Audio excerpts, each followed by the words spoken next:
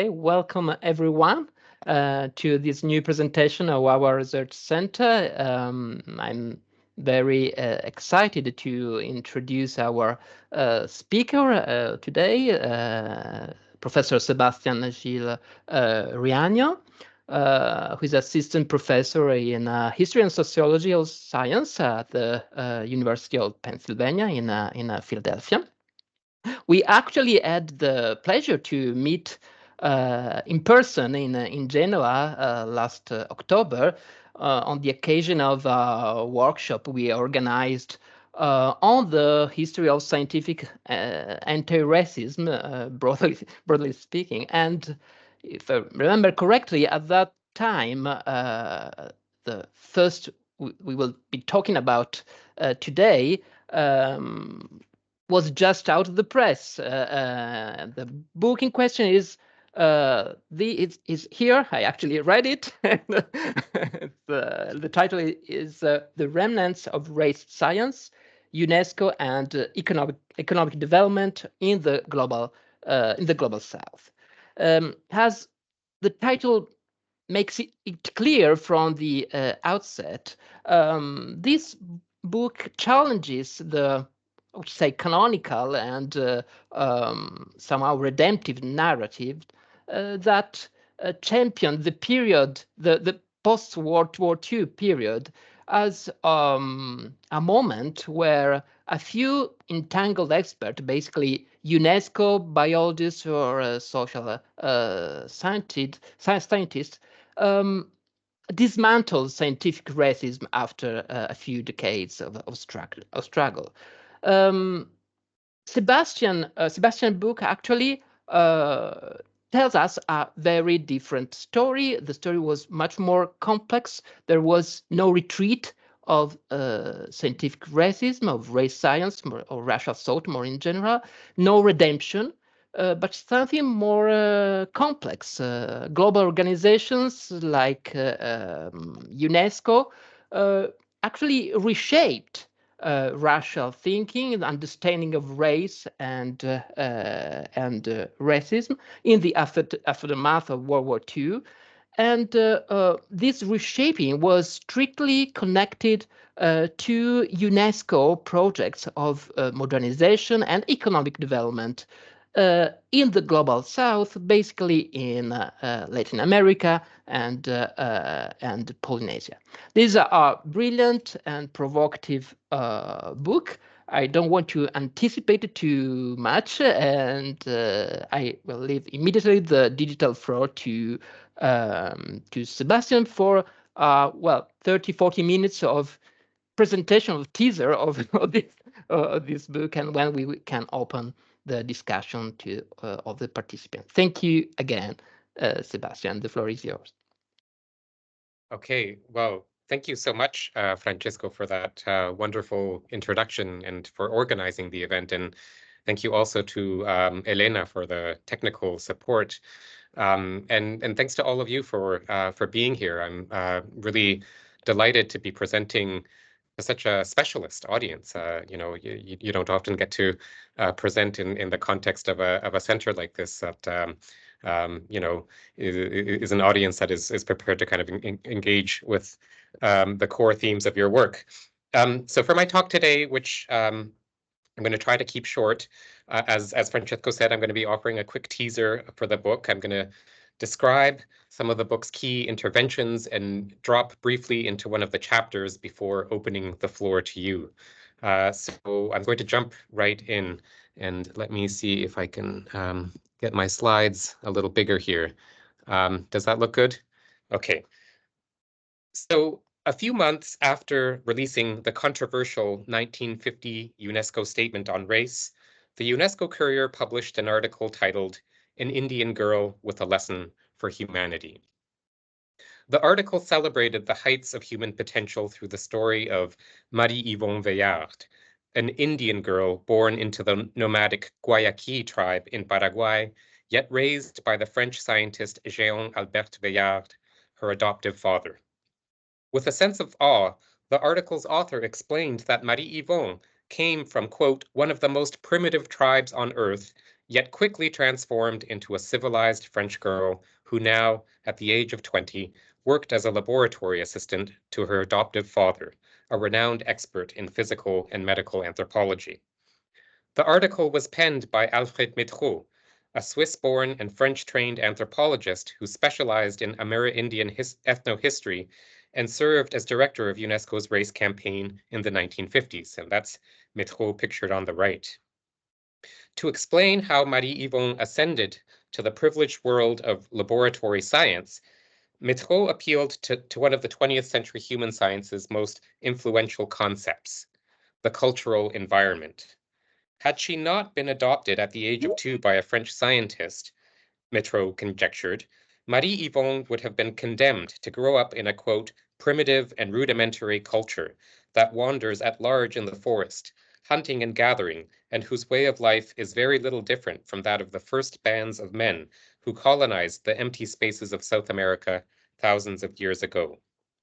Yet, thanks to being brought up exactly as a white girl, this is Métraux, Marie-Yvonne became a, quote, attractive, intelligent girl of 20 and a typical product of the cultural environment in which she has lived for 18 years. For Métraux, Marie-Yvonne's story offered compelling evidence for convincing the layperson of the arguments put forward in UNESCO's 1950 Statement on Race. Above all, Métraux argued, Marie-Yvonne's story proved one of the 1950 Statement's most important points, that, quote, given similar degrees of cultural opportunity to realize their potentialities, the average achievement of the members of each ethnic group is about the same. My book describes two overlapping histories encapsulated in Métraux's article and in UNESCO's race initiatives in the decades following World War II. The first concerns the history of race science and how scientific experts from Latin America, Polynesia, Europe, and North America sought to replace older and essentializing conceptions of human difference with purportedly more objective ones. This familiar story of retreating racial ideas is encapsulated in the way Métraux presented Marie-Yvonne's story as offering a decisive rejoinder to the rigid hereditary claims of scientific racism. Yet in his attempt to confront racism, Métraux identified European civilization and ultimately whiteness as key metrics of achievement and progress. Métraux's article thus points to a more complex history of combating racism, a history in which racism was framed as illogical and irrational, and thereby concealed as an operating force in scientific inquiry and humanitarian practice. Métraux's article also contains another historical discourse not typically present in historiographic treatments of race science. Marie-Yvonne's transformation supposedly offered a lesson not just for UNESCO's readers, but for humanity as a whole. If a young girl from one of the world's most primitive tribes could ascend to such heights, why not the rest of the world's backwards peoples? By exalting Marie-Yvonne's cultural transformation, Métraux's article offered a narrative that vindicated the ambitious projects of third world economic development that were also central to the mission of the newly formed United Nations system. Thus encapsulated in Métraux's article is also a history of how scientific arguments about human equipotential helped transform the once overtly racial civilizing mission ideologies of European imperialism into the seemingly non-racial discourse of international development. In examining the intertwined histories of anti-racist science and international development, my book takes heed of historian and anthropologist Anne Stoller's searing challenge to historical studies of racism. In her influential essay, Racial Histories and Their Regimes of Truth, Stoller observed that scholarly accounts of contemporary racism tend to be predicated on flattened and reductive histories of what racism once looked like. According to Stoller, these reductive histories of racism have typically assumed that racism once existed in a more overt and biological form that has since given way to a more complex and culturally coded racism in the present. By taking this contrast between racism's past and present for granted, Stoller argues, anti-racist histories of racism have often become scholarly quests for the original moment in which the die of race was cast. Anti-racist histories have thus been guided by the belief that racism can be dismantled by identifying its internal contradictions and by pinpointing its historical origins.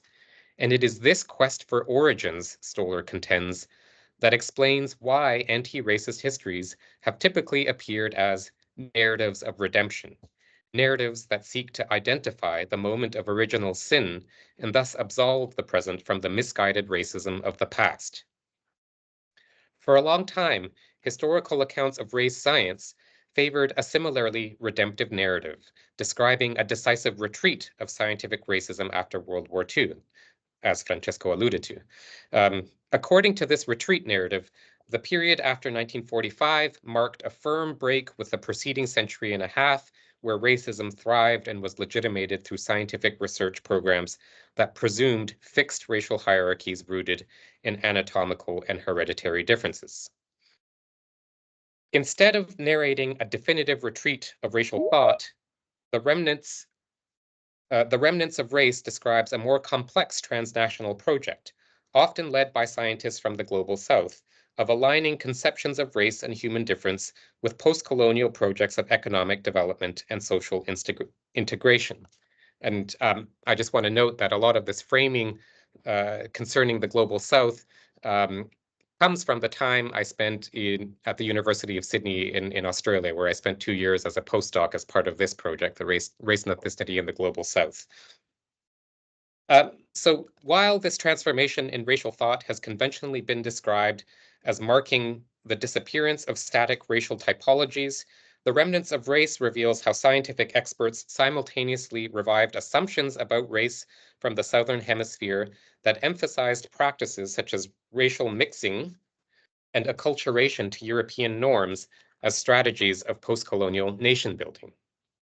The Remnants of Race examines this shift by tracing the history of UNESCO's race campaign after 1945. Through an international campaign that sought to educate people worldwide about the differences between conceptions of race anchored in science and those mired in ideology, UNESCO became a key player in the post-1945 shift in racial thought. Yet instead of describing UNESCO's campaign as signifying a major rupture point, my book illustrates how it drew from conceptions of race that were common to the development schemes of independent nations and European colonies in the Southern Hemisphere.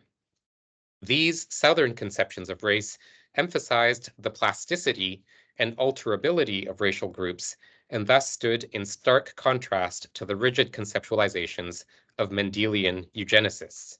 Yet this emphasis on plasticity, and above all, racial improvement, was also conveniently aligned with the UN system's emphasis on economic development and international health in the newly coined Third World. Thus, what my book makes visible are the continuities between colonial and post-colonial projects of racial improvement and the international development and global health industry that flourished through the UN and its allied agencies after World War II. As such, my book situates the history of race science and its alleged decline within the history of applied social science projects of modernization, acculturation, social hygiene, and mestizaje that proliferated in the Southern Hemisphere during the 20th century. My book is structured around 3 parts.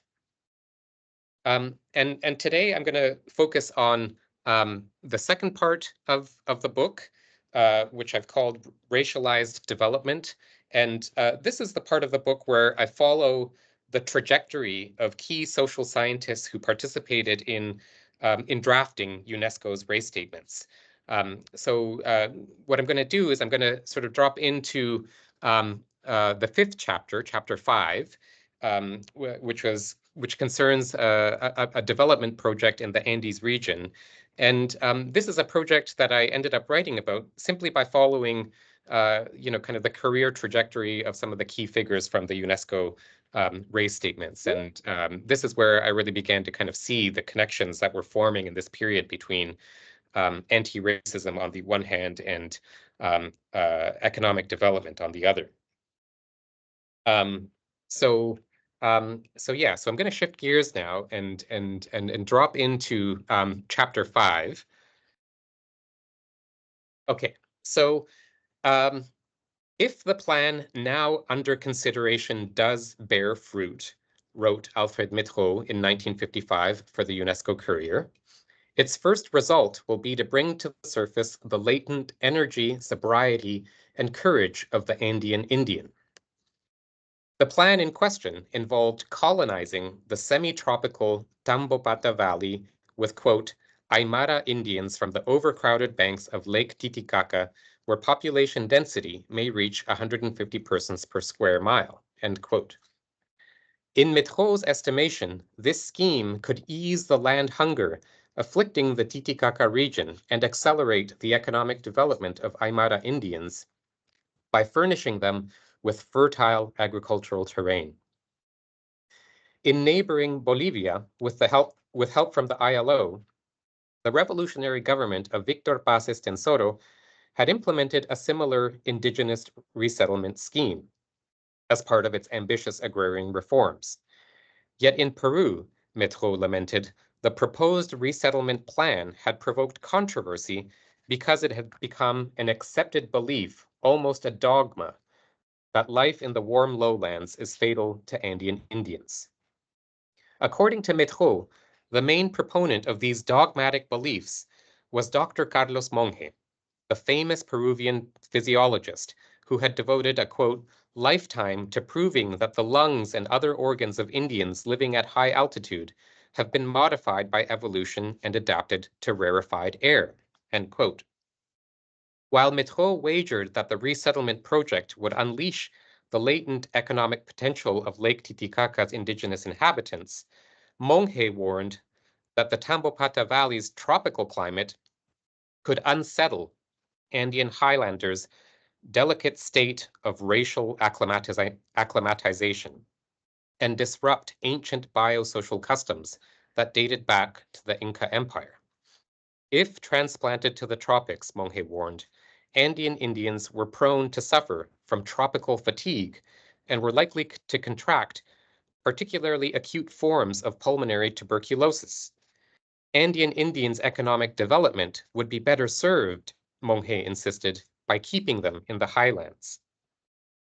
By invoking the racial specificity of Andean Indians and their right to remain in the highlands, Monge echoed the work of interwar indigenistas, such as Luis Valcarcel and José Mariátegui, who celebrated Andean highlanders and the Inca Empire in opposition to intellectual elites from Lima who viewed them as racially degenerate. Yet from the vantage of UNESCO's race campaign that Métraux had directed since 1950, Monge's belief in a distinct Andean racial type struck a discordant note. Instead of denouncing racial typologies as the 1950 and 1950 UNESCO statements on race had done, Monge's arguments seemed to reintroduce new physiological ones, and thus revive the very race science that UNESCO experts were attempting to bury. The debate between Monge and Métraux thus illustrates the challenges UNESCO faced in attempting to bury the category of race. In the Andean context, race continued to be a useful category for indigenistas like Monge, who wanted to assert the distinctiveness of Andean culture and biology. So the demographic notion that Peruvian highlands suffered from overcrowding and land hunger comes from the work of Peruvian medical experts from the interwar period, who used labels like social medicine and eugenics to describe their work. Perhaps the most prominent Peruvian eugenicist from the interwar period was Carlos Enrique Paz Soldán, pictured on the left here, who served as a professor of hygiene and director of the Institute of Social Medicine at the National University of San Marcos in Lima. Like many intellectuals from Lima, Paz Soldán celebrated Peru's racial diversity and cosmopolitanism, but also worried that the prevalence of infectious diseases like malaria, tuberculosis, and smallpox had caused racial degeneration among Peru's infinite variety of races, castes, and ethnic mixtures. To address such degeneration, Paz Soldan promoted a capacious conception of social medicine that took, quote, settler ethnic groups and their relation to geocosmic social environments as its object of study. He thus viewed social medicine as a way of understanding the relationship between Peru's different populations and their environments, and believed that social medicine could decipher the general laws that presided over the, quote, adaptation, persistence, and perfection of humanity. For him, social medicine thus shared eugenicist concern with the biological enhancement of the human race. On the basis of this expansive conception of social medicine, Paz Soldan led South American efforts to confront U.S. eugenic projects and their racist logics. As Nancy Steppen noted, Paz Soldan played a prominent role in the Pan American sanitary conferences from the late 1920s, where Latin American medical experts rallied together to resist what they viewed as U.S. scientists' narrow and hereditarian conceptions of eugenics. Yet, although Paz Soldan and others use the term eugenics at international forums, in the domestic context of Peru, they used it much less. Indeed, when they looked to the Andean highlands and Amazon basin, social medicine practitioners did not typically frame their efforts in eugenic terms. For describing their work in these regions, they instead used notions like social hygiene and colonization as ways of arguing that these regions needed to be developed. To develop these regions, practitioners of social medicine conducted state-sponsored socio-medical surveys of the Peruvian Amazon and Andean highlands, with the goal of unleashing these regions' economic potential by building public health infrastructure and roads. They also cautiously encouraged the migration of Andean highlanders to other regions with adequate public health support. The work of social medicine practitioners like Paz Soldan thus serves as an important antecedent to the ILO's resettlement scheme that sparked heated debates in the 1950s.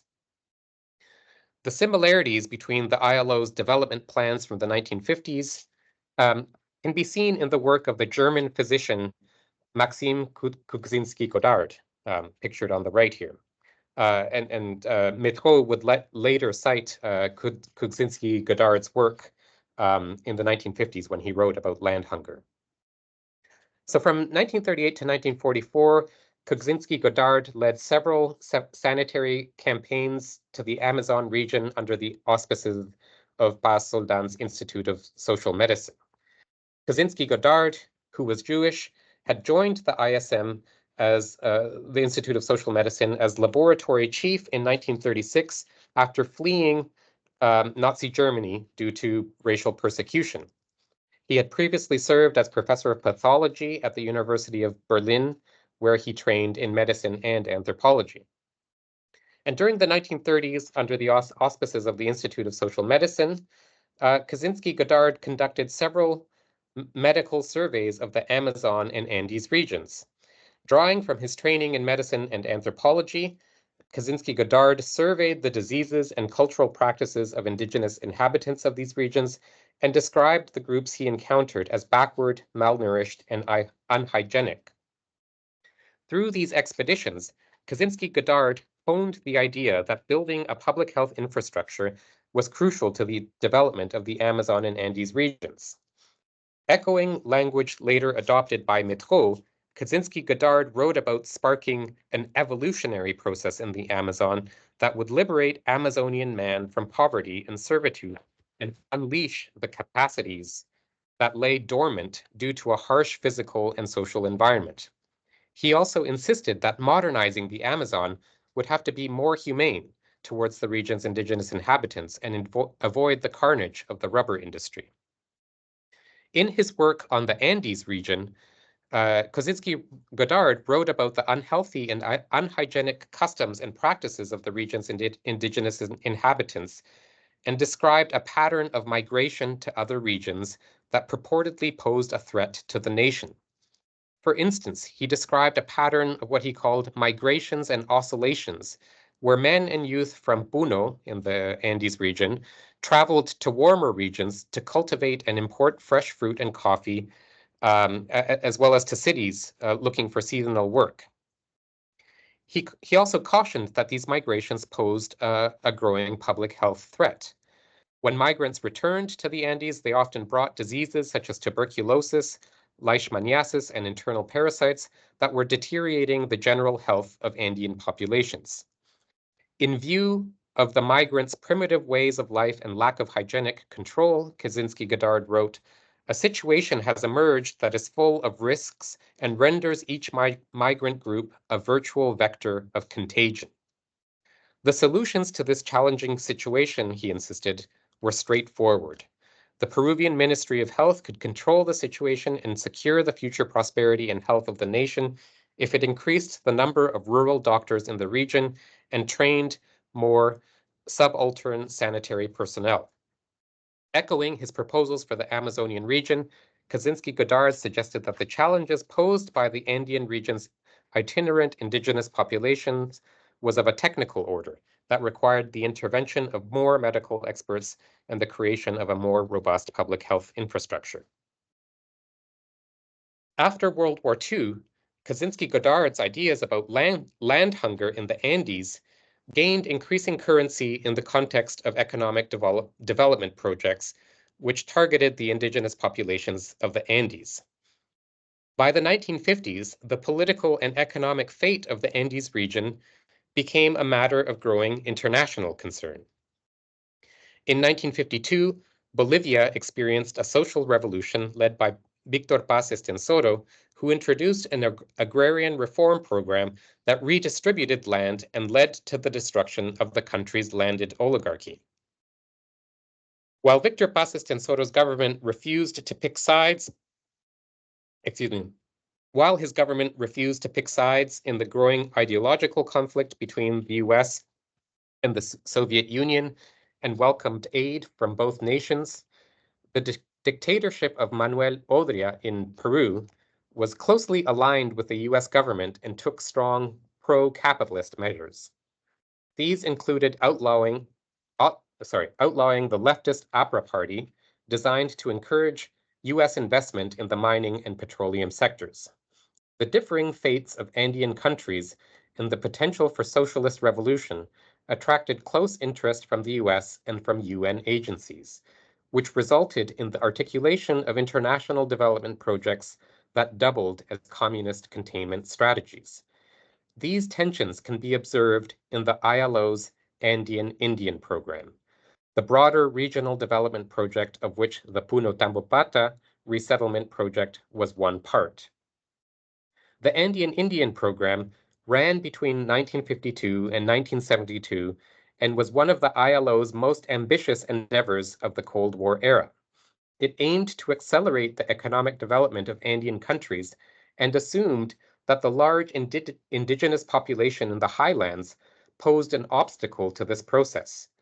As a solution to this perceived social problem, the ILO and the other UN agencies worked closely with Andean nations to create a series of, quote, action bases, whose purpose was to transform the Aymara and Quechua inhabitants of the highlands into modern economic subjects. Like proponents of social medicine, ILO officials viewed issues concerning the economic development of Andean highlanders as primarily technical issues and embraced non-biological conceptions of race and indigeneity that emphasized the social dimensions of cultural change. In the mid-1950s, at the height of the Andean Indian Program's operation, Jeff Renz, the ILO's deputy director, mused that the progress made during the project gave proof that, quote, indigenous populations are perfectly capable of being transformed quickly into excellent producers and conscientious and active citizens. From the earliest stages of the Andean Indian Program, Kaczynski-Godard's theme of land hunger on the shores of Lake Titicaca became a focal point for the project and framed the field reports of the director of the Andean Indian Program's first field mission. So the director of the first field mission for this project was Ernst Beaglehole, an ethnopsychologist from New Zealand, who is the towering figure pictured in the middle of this image.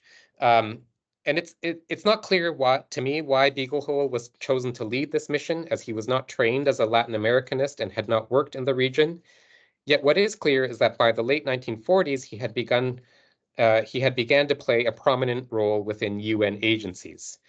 Beaglehole had formed part of the committee of scientists that drafted the 1950 UNESCO Statement on Race, and 2 years later, Beaglehole became New Zealand's representative to the ILO's Committee of Experts on Indigenous Labor. And after the first meeting of this committee in La Paz in 1951, the committee chose Beaglehole to lead the field mission that initiated the Andean Indian Program. Since the late 1930s, Beaglehole's research had focused on the psychological impacts of Western culture on Polynesian islanders and the Maori in New Zealand. So a lot of his work was already concerned with questions of acculturation and modernization in Polynesia. In the Andean context, however, Beaglehole ended up placing much less emphasis on questions of psychological adaptation and instead focused on the region's geographic extremes and the size and distribution of its indigenous population as obstacles to economic development.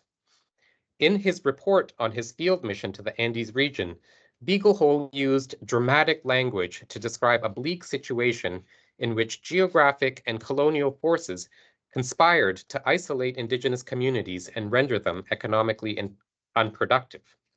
For instance, Beaglehole wrote that alarming rates of population density could be observed in the Andean highlands, which gave rise to a situation where only about a, quote, half a hectare of land per person was devoted to agriculture.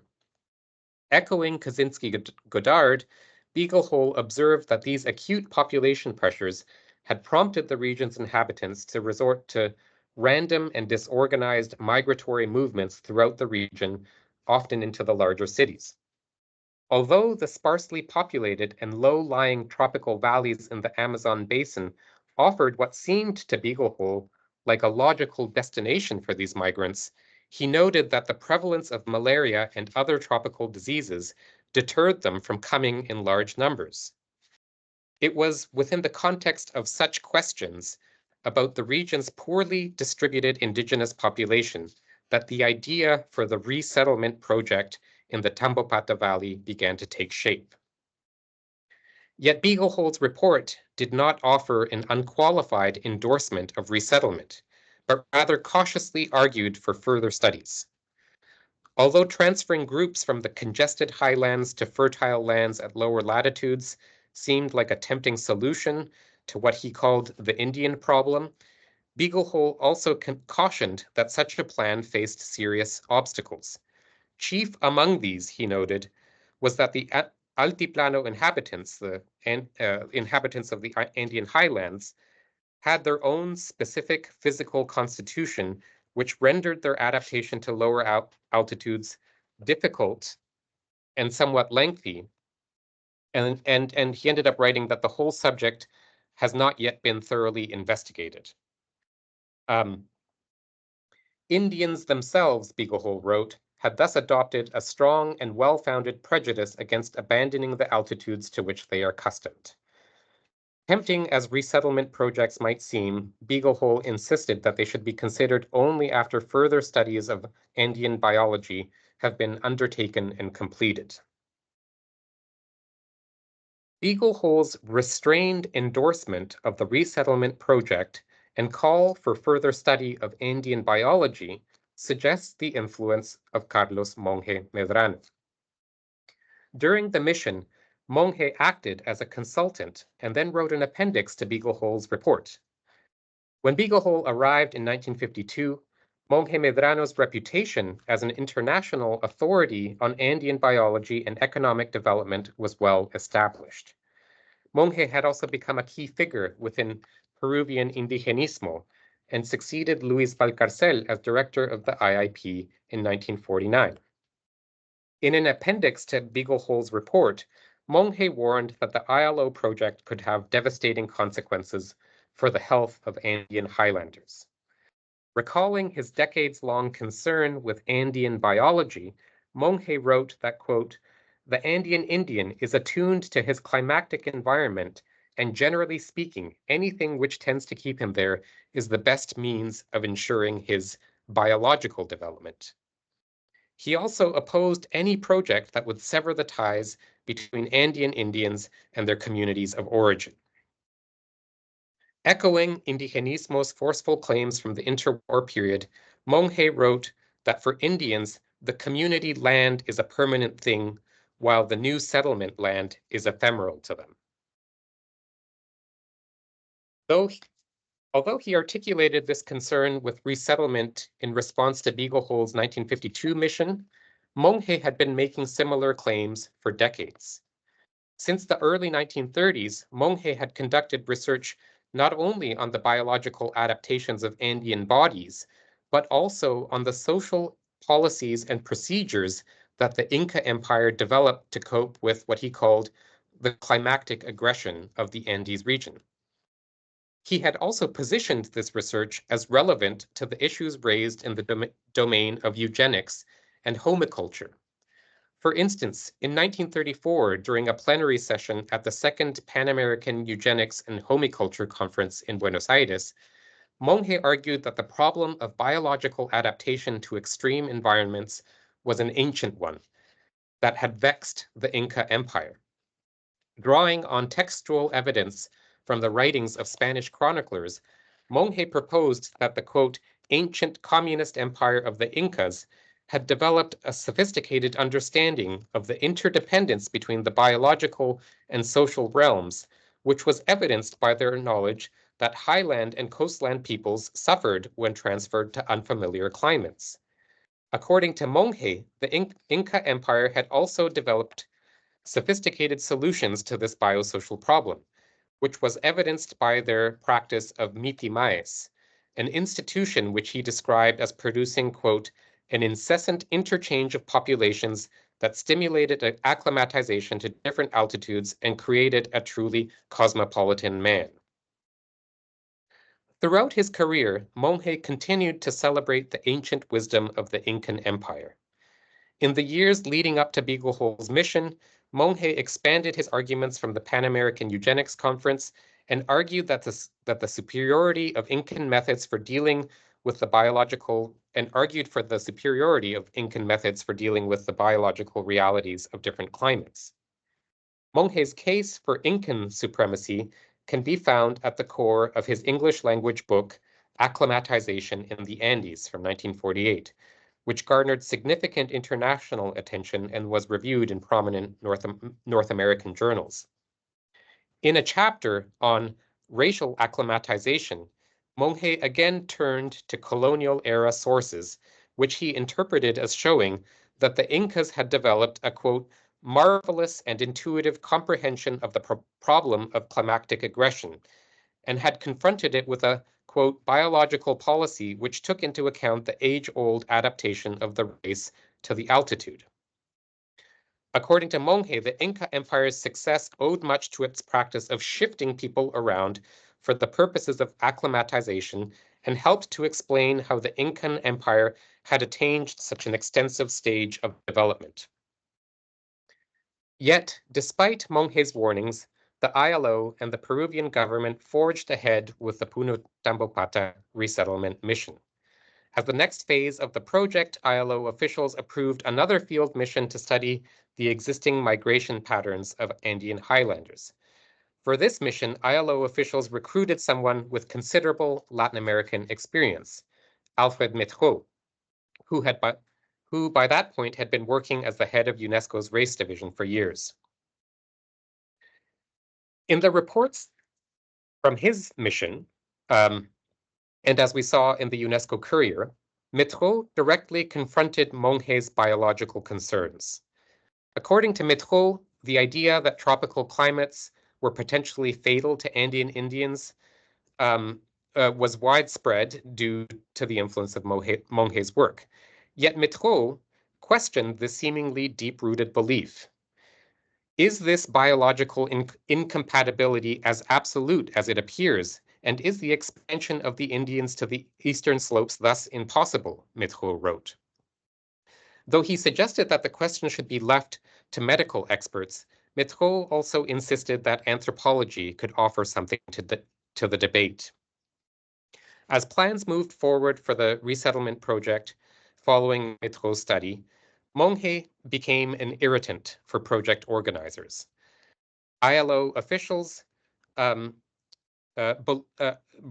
that Monge was an obstacle and would stop the program in its tracks if he could. Tensions between Monge and the ILO escalated in 1957 when ILO officials confronted Monge for allegedly sponsoring a press campaign that denounced the resettlement project as, quote, pure and simple genocide, a charge which Monge denied.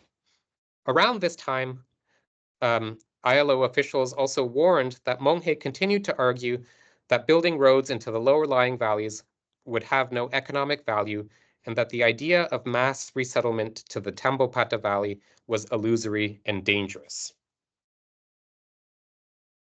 So Métraux and Monge's debate concerning the Puno Tambopata project demonstrates how eugenic projects from the interwar period and Cold War development projects shared common epistemological terrain. During the interwar period, experts approached modernization and development projects as biohistorical or biosocial phenomenon, and this continued into the Cold War period. The debate between Métraux and Monge also demonstrates that although actors mobilized different epistemic orientations to questions of race and biology, a widespread consensus existed that favored the modernization of indigenous groups through the intervention of scientific experts. And it is this attitude and orientation that my book seeks to historicize. So one way in which the sort of the specificity of this moment from the 1950s becomes clear is when we jump forward to the 1960s and 1970s and look at the kinds of race statements that came out of UNESCO in this period. So in the 1960s, UNESCO produced two more race statements, one in 1964 and one in 1967. And then eventually in 1958, UNESCO produced a declaration on racism. By the 1960s, UNESCO's composition radically changed and incorporated newly formed African and Asian nations. Race statements from this later period continued to emphasize biological equality, but now invoked causes such as colonialism and systemic discrimination as reasons for why racism endures. These statements also pointed out the limitations of simply refuting biological notions of race. And as you can see in the quote I've included here from the 1967 UNESCO Statement on Race, this one in particular was much more attentive to the kind of social and structural dimensions of racism, and framed that as kind of the thing that was that needed to be challenged first and foremost. So there's sort of a gradual shift away from the concern with kind of dismantling biological conceptions of race. So I think I want to conclude with these later statements, because I think these later statements represent another dimension of the history of anti-racist thought that we have a lot to learn from. I see these later statements as kind of signaling a different direction in which the goal was to create different worlds, and where the goal was often framed as one of creating a new international world order and a new economic order.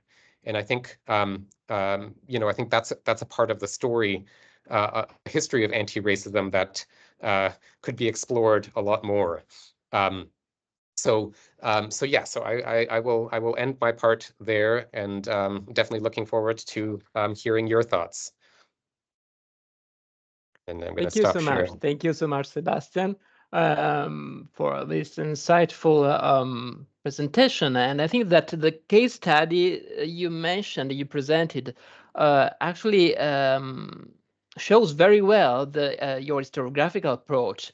You almost didn't mention the statements on race, because your book is not just the usual intellectual history, I would say, on the statements on race.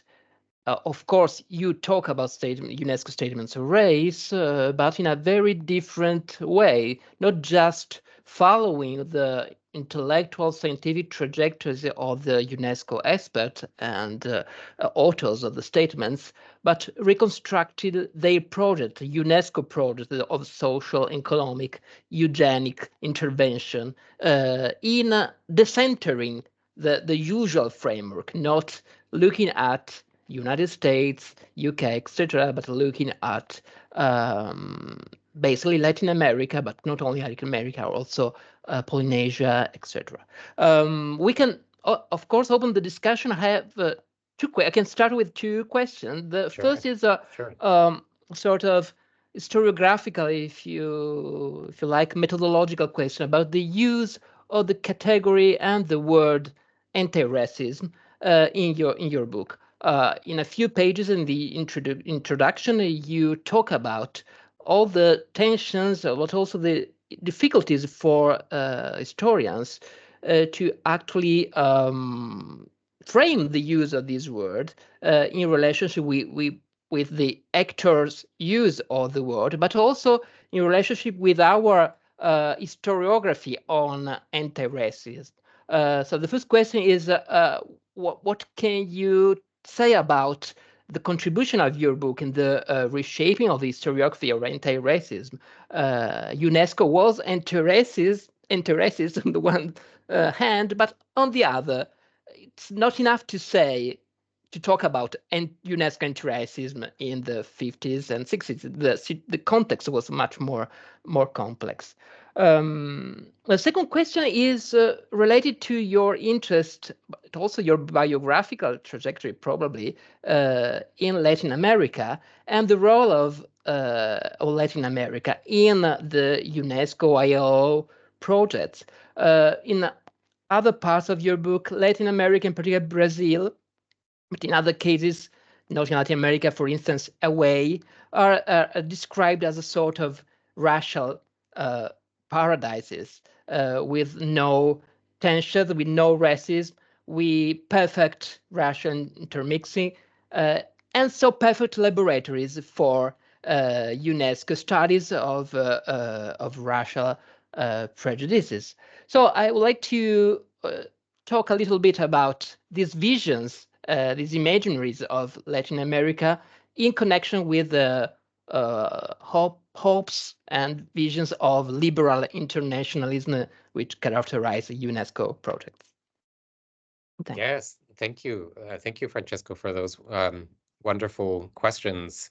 So maybe to start with the first one about kind of the historiography of anti-racism. And that I think that is a part of the framing that I really struggled with, I have to say. I mean, I think very early on, I started thinking about this project in those terms, and this came from reading the work of people like Jenny Reardon, who had also written about the UNESCO race statements. I mean, it became very clear to me at an early stage that anti-racism as a historical object is just something that that there hasn't that is understudied. That it's a very kind of understudied object. So, at a very basic level, one of my goals is just to kind of create more of a historiographic conversation around this category. But as the project developed, and I will point out that this was a project long in the making. And I think what's kind of interesting is that I think people's attitudes about anti-racism also kind of changed over the course of my working on this project.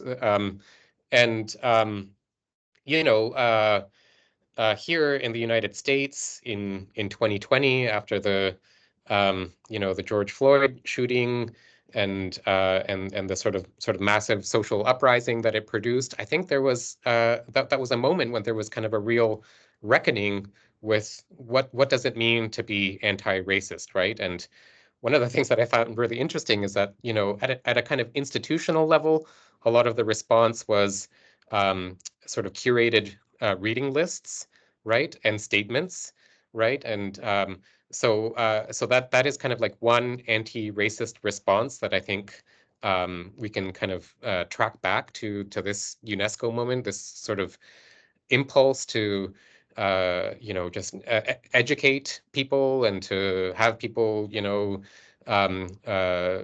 read more and to write statements. But then there was also kind of a real backlash to that approach in 2020, and a lot of that kind of backlash pointed to the sort of structural dimensions of racism, and that these kinds of initiatives don't address that.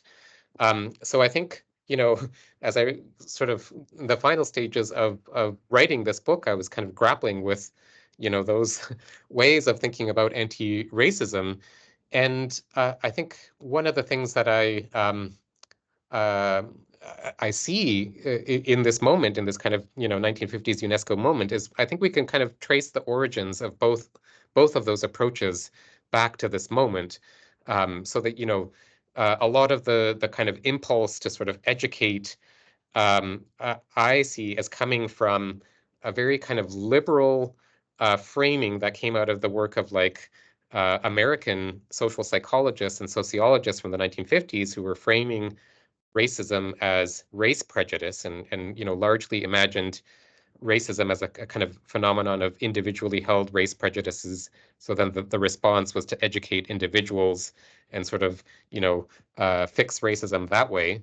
But maybe to kind of go into your question about places like Brazil, in what I wrote about in the context of Brazil and also to Hawaii, is that UNESCO's studies in Brazil and Hawaii end up having this kind of unintended consequence, which is that the UNESCO sponsored studies of race relations in Brazil with the hope of finding solutions to racial prejudice.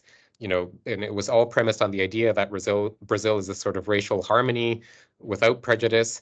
But what these studies actually ended up doing is creating the conditions for a sort of a younger generation of Brazilian sociologists to study the structural dimensions of racism, and to study the ways in which racism in Brazil was sort of like a holdover from the era of slavery. So I think a lot of the kind of structural ways of framing racism we can see in the work of Brazilian sociologists like Florestan Fernandes in the 1950s. Um, so this is all by way of saying that, like, I hope historians can continue this conversation around anti-racism and its history. Thanks a lot. Thanks a lot, Sebastian. If there are other questions, yes, Matteo? Yes, thank you, Sebastian, for this great talk. Well, my interest is somehow related to what Francesco said about Brazil and Peru too, and I would like to know if you can say a few words about the category of racial harmony. Because in your book you dealt with you deal with this category, which is very interesting in my opinion, because for example, it's quite significant for me when US bishops in 1963 decided to release a pastoral letter before the March on Washington, they decided to title the pastoral letter on racial harmony, which is a concept that you deal with concerning your perspective from the Southern Hemisphere. So my question is about the, I don't know if you can say the origin or the genesis of this category, and the way it was used and reused in different contexts, because of course racial harmony is quite different from racial equality, for example. So okay, if you can say a few words about that. Thank you.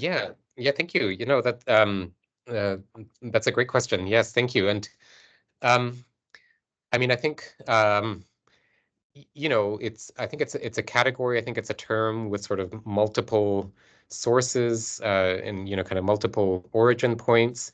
But one of the kind of interesting sort of streams that I think really feeds into the kind of the creation and circulation of this category is the work of social scientists from the US during the interwar period. So I'm thinking particularly of work done by sociologists from the University of Chicago, and you know, I think both in the Brazilian context and in the Hawaiian context, the work of Chicago sociologists was really influential in terms of kind of framing what was meant by racial harmony. And a lot of the work that Chicago sociologists were doing, or a lot of what they were attempting to do, was to kind of measure racism through things like social distance surveys, right? So they really liked using surveys that would gauge people's attitudes towards other racial groups, and they would use those as sort of measures of kind of the degree of race prejudice that would exist in a given site or kind of a given society. And one of the really kind of fascinating things about the Brazilian context is that, you know, the first study of Brazilian racism that was framed as through the race relations framework was done by Donald Pearson, who was a Chicago-trained sociologist. And before he traveled to Brazil, Donald Pearson was encouraged by his mentor, Robert Park, to spend time in the American South, right? And to kind of observe the race relations of the American South before going to Brazil. So a lot of the way in which this notion of racial harmony was framed, a lot of the framing was comparative, right? It was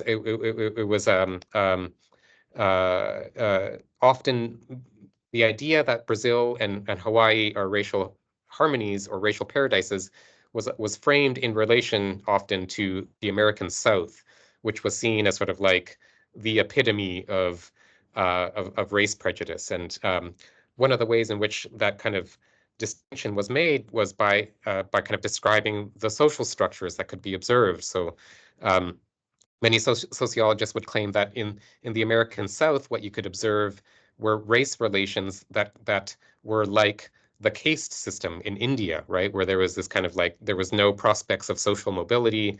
You know, people were just sort of quarantined in their kind of social location, and the contrast was with places like Brazil and Hawaii, where supposedly there was prejudice, but it was what they called kind of class prejudice, in the sense that, you know, there was prejudice, but it didn't impede people from sort of ascending the social hierarchy, or, you know, so that there was prejudice that also allowed for upward social mobility. So that is how a lot of the kind of the framing of this racial harmony emerged. Thank you. Other questions? Don't be shy. You can. I think that you can use Spanish as well, and not English, Yeah. of course. Claro que sí.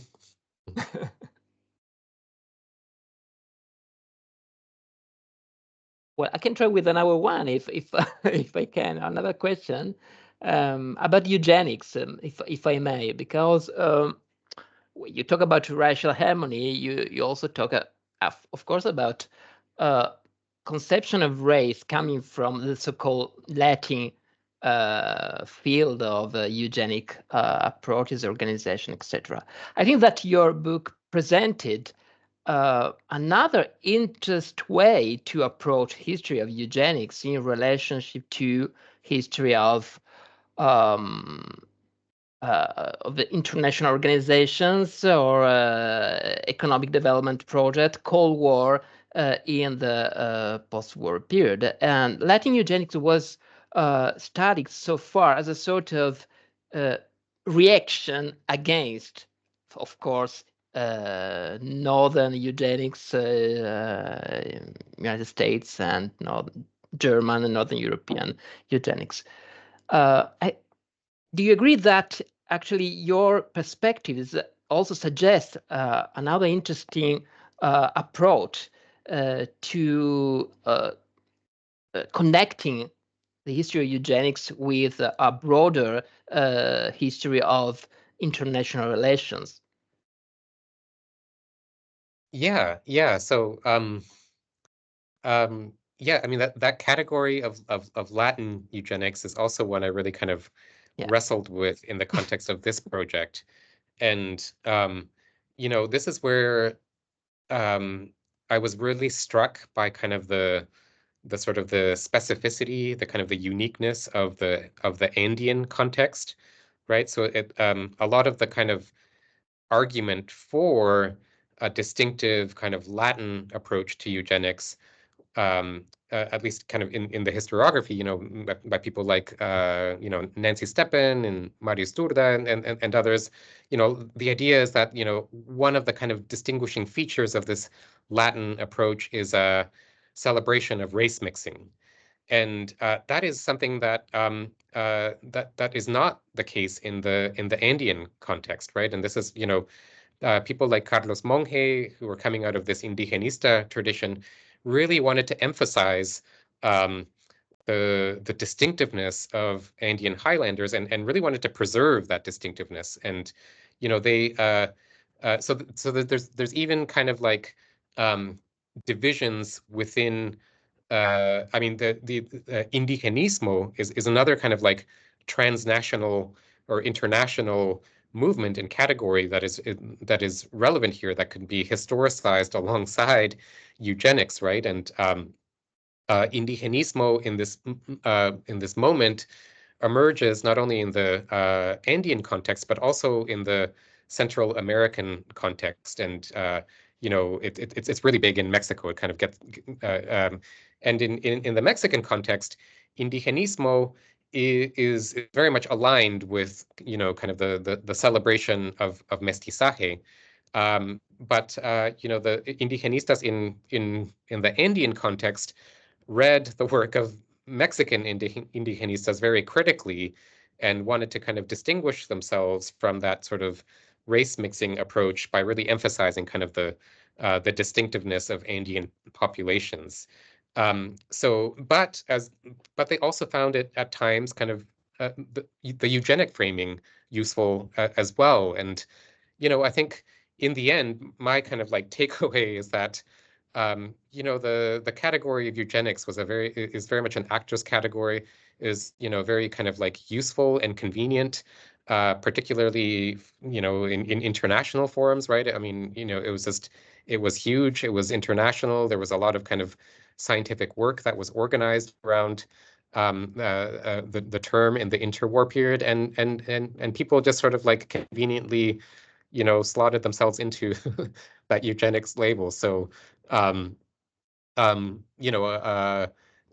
I think in some ways I am kind of like showing that there are continuities with eugenics discourse, but often, like here in North America, often when you call something eugenic, it's often like you're really like wanting to say something really bad about it.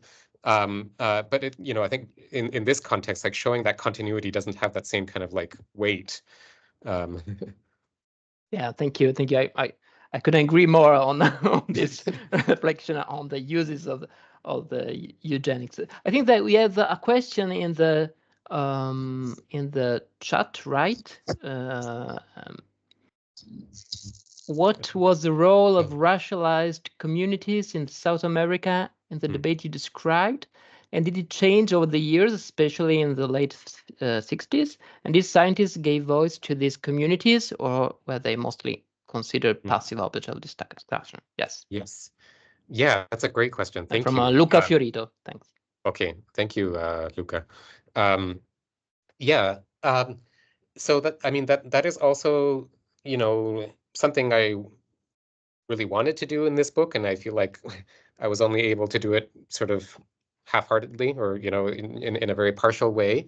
So I think that there's sort of a couple of places and moments where I was able to demonstrate the role of racialized communities as well as indigenous communities. So one context is the Polynesian context, and so as you saw in my presentation, one of the key figures throughout the book is Alfred Métraux. Because he was the director of UNESCO's race division for much of the period I'm covering, he's kind of like he appears everywhere. He's all over the kind of archival materials I was working with, as well as the UNESCO publications. And one of the things that I thought was really important about his own kind of intellectual trajectory, and which I don't think has been very much emphasized in the kinds of in the sort of historiographic and kind of biographic accounts that exist of Métraux. Métraux spent this sort of pivotal phase of his career in Polynesia at the Bishop Museum in Honolulu, where he wrote a book on Rapa Nui, on Easter Island. And during his time at the Bishop Museum, his office mate was the director of the Bishop Museum, Te Rangihiroa, who was a Maori anthropologist from New Zealand. And one of the arguments I make in my book is that Te Rangihiroa ended up being a very big influence on Alfred Métraux, and really is the one who kind of taught Alfred Métraux, how to do Polynesian anthropology, but also kind of introduced him to debates about race science in Polynesia. And one of the interesting things that you can see there is that Te Rangihiroa, he was, initially trained as a physician and then sort of moved into anthropology initially through anthropometric studies. And a lot of what Te Rangihiroa was interested in was, very similar to kind of the work of Carlos Monge. Te Rangihiroa was very much interested in kind of describing the racial and sort of anatomical specificity of the Maori race, and did a lot of anthropometric studies on the Maori. And he was interested in doing that sort of work and kind of describing the Maori race because he was writing at a time when many people, many scientists were sort of predicting that the Maori race was going to disappear, was going to vanish, right? As other Polynesian populations had done. So Te Rangihiroa strategically sought to kind of document and study the Maori race and show that it was sort of thriving, kind of both physiologically and culturally, as a way of kind of opposing and countering these discourses that suggested that indigenous peoples were destined to become extinct. So that the way I was kind of framing that as sort of like indigeneity before indigeneity becomes kind of a category. So appealing to race was sort of one option available to racialized peoples in this period as a way of kind of asserting their presence, asserting that they aren't disappearing, that they were. So that's kind of one way in which racialized voices come in. The other area is in the work of Brazilian race relations researchers, and so the race relations studies that were sponsored by UNESCO in Brazil that ended up really being very critical of the idea of kind of racial harmony and racial democracy. Those are studies that were done primarily in Sao Paulo and Rio de Janeiro, and a lot of the researchers involved in those studies made an attempt to work closely with Afro-descendant communities and with activist groups. So in the case of the Rio de Janeiro studies, the researcher Luis Aguilar Costa Pinto worked closely with people from the Teatro Experimental Negro, the experimental theater group headed by Abdias de Nascimento, which was kind of an important Afro Brazilian sort of activist community. So we do get a bit of of their voice there, but often it seemed like it was a kind of a tense relationship, and the sociologists wanted to be the ones in control. But one of the things that do come out of those studies is that, you know, these studies in Sao Paulo and Rio are the first ones to really assert that there is more prejudice in Brazil than had previously been documented. But in some cases, they're also very clear to point out that, you know, that this for Black communities, this isn't something new. This isn't a major insight. This is something they've known all along, and now they're just kind of translating it into sort of sociological terms that might be visible to other communities. Thank you. We have two raised hands, one from Federico Faloppa and after Guri Svarto. Federico. Thank you very much, Francesco. Thank you very much, Sebastian, for this amazing presentation. Actually, I have to say that I haven't read your book yet. I'm very sorry about that. I just asked my library, the library of my university, to get a copy as soon as possible. But I remember a book that you might be familiar with, Post-War Anti-Racism, the United States, UNESCO, and Race, that was published in 2012. And that strong hypothesis, in the book was that UNESCO was functional to the American administration in order to foster, to promote international cooperation and foster sort of, cultural, how could I say, a better cultural understanding in the US, i.e. the use of UNESCO in order to also to sort out, a few issues, racial issues in the US. But actually, when racialized minorities, get to the US later in 1970s, 1980s, it's just the opposite. I.e., the identity politics and the racialized kind of, struggle, is like opposite to what actually the idea of using UNESCO in order to promote intercultural understanding. So I wonder from a rhetorical point of view, also from a functional point of view, what was the result, the outcome of that strategy from the US? And also, how did UNESCO reacted actually to the US situation later in the 1970s, 1980s? Because it looks like very, very controversial and very sort of, opposite to what UNESCO has tried to do beforehand, right? So I wonder if you can help me understand better that kind of contradiction and problematization. Yeah. So I mean, I guess because I really, I would. A lot of the book is attempting to decenter the U.S. and kind of the North Atlantic context. So my sort of knowledge of what happens in the U.S. is ended up being limited as a result. But I think one of the things I have written about, I have a chapter in an edited volume on sort of UNESCO and educational initiatives, and I have a chapter there where I wrote about some of the controversies that were provoked by the sort of textbooks that UNESCO was trying to produce around race.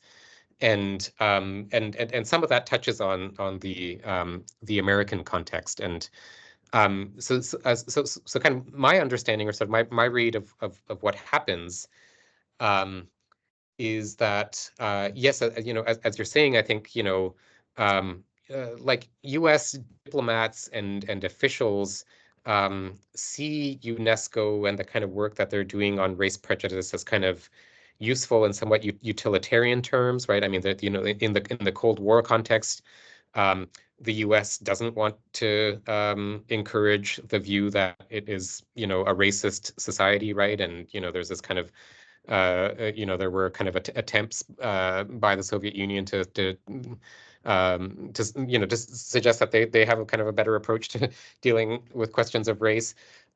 So I think, you know, the kind of like official, you know, sort of party line that you know, many U.S. officials want to promote who are working with UNESCO is that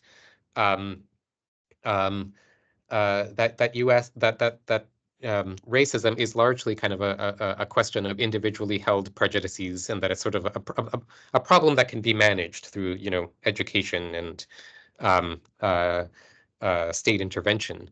That was not I mean, that you know, that was not a popular view in a lot of places in the U.S., and I think there was a lot of opposition to the circulation of many of the UNESCO pamphlets and materials in certain parts of the U.S. Racist, yes, am I correct? Also by sorry? activists.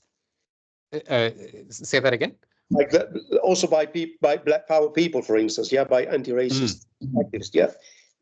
Right. Yes. Yeah. I mean, right. Okay. So this is Tony Hazard's work that you're. Yeah. Yeah. And I mean, and then I guess, you know,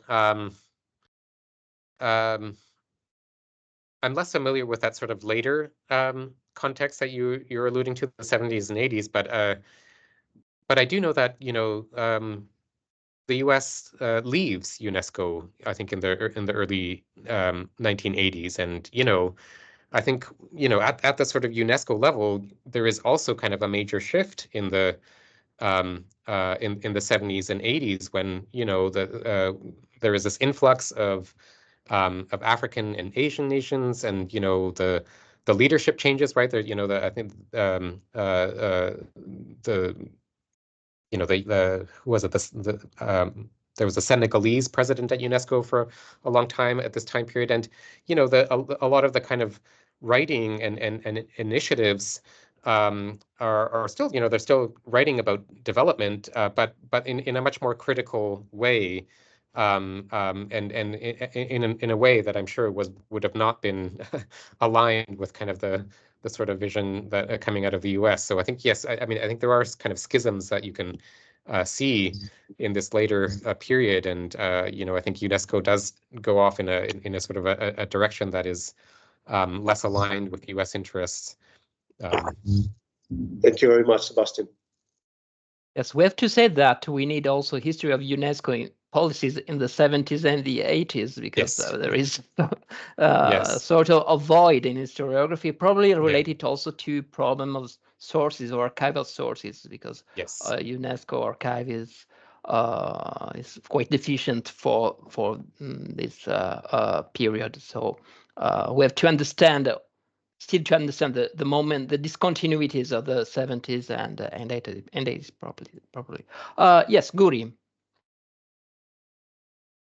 Yes, well, first of all, thank you very much for the brilliant talk.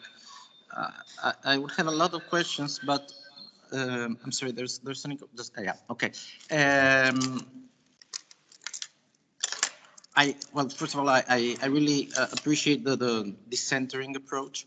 One of the things that emerged, I'm halfway through your book, but one of the issues, big issues behind everything is how do you measure prejudice? I mean, these are sociologists. They try to measure things, and the issue is okay, how do you measure it? And it's a problem for them. It's a problem today in different ways, in different contexts.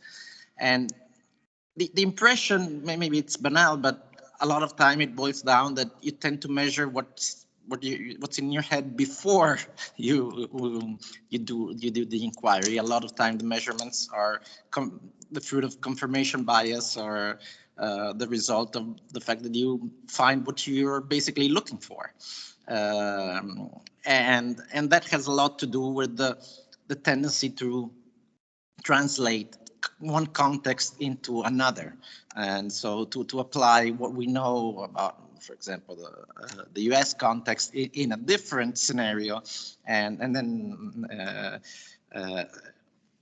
hopefully, if the sociologists do their work right, that it's covered, that it doesn't really turn out to be the same context. Unfortunately, often what happens is they don't always acknowledge the differences and the complexity. But this is I guess a huge epistemological issue that's behind all discourse on race and implicitly anti-racism and today. Now, I'm wondering has anybody started studying systematically the way the discipline sociology evolved in attempting to measure this issue? Because I think that would be a fascinating study. I don't know enough about it, but it looks like behind your work, this is one of the big issues. Yeah. Thank you, Noah. Yes. Thank you for that question. And yeah, I think you are identifying something really important there.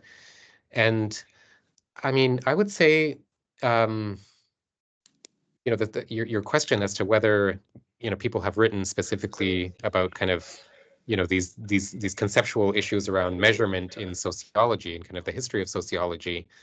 A lot of the work I was drawing upon, a lot of kind of the secondary sources I drew on for my accounts of sociology in this period are works that were written kind of by historians proper, as opposed to like historians of science who might be more inclined to kind of engage more with these kind of questions of measurement in a kind of a more robust way. So I guess one answer is yes. I think that this is a precise. There could be a lot more of the sort of work that you're describing. But I think that but some of the books that I really drew on that I think are great and useful starting points are, one is a work by a historian named Henry Yu, who's at the University of British Columbia. He has a book called Thinking Orientals that it gives this really kind of fascinating account of the work of Chicago sociologists during the interwar period who were working on race relations.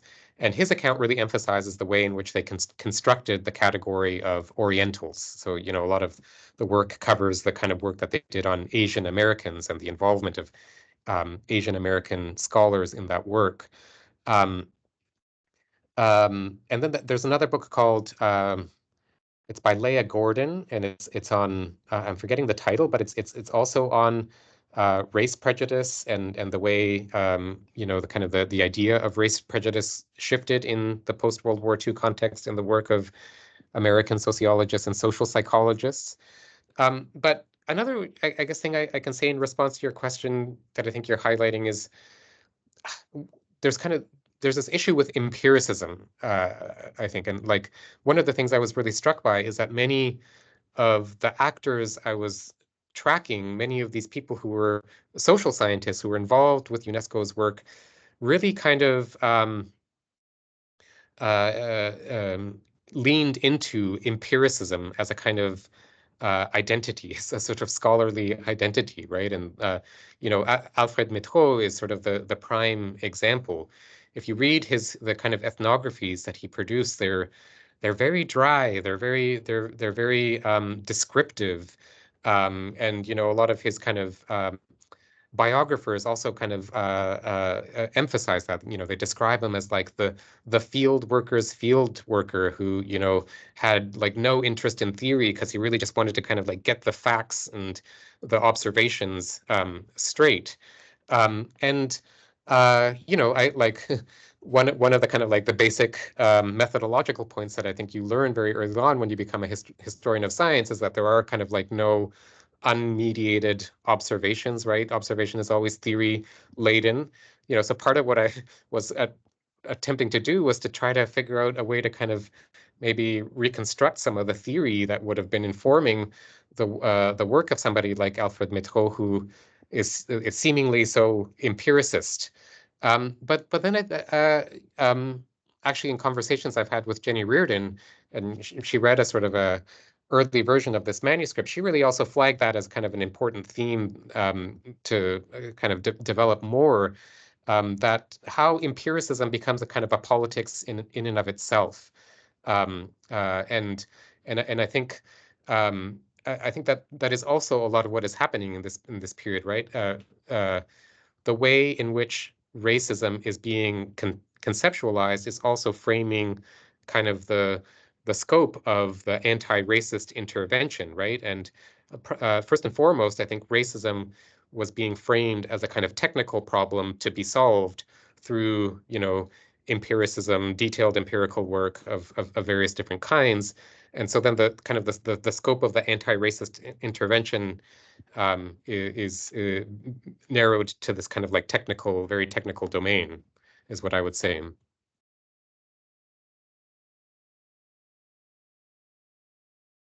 Thank you so much.